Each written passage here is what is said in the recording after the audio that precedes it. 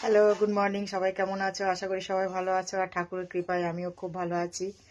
তো যেহেতু আজকে জন্মাষ্টমী, শ্রীকৃষ্ণের জন্মদিন, সবাই জানো, যাদের ঘরে গোপাল আছে তারা তো আরো খুব ভালো করে জানে, এই দিনটাকে খুব ভালোভাবে পালন করো।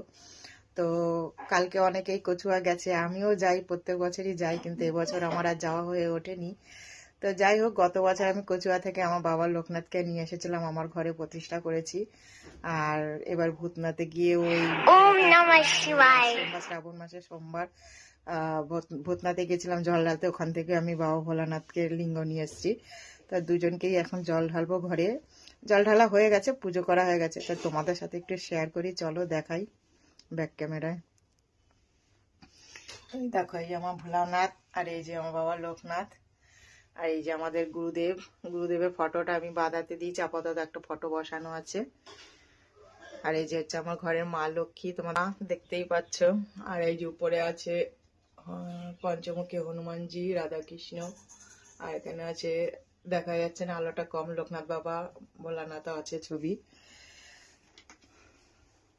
তো সকাল সকাল স্নান করে পুজো দেওয়া হয়ে গেছে।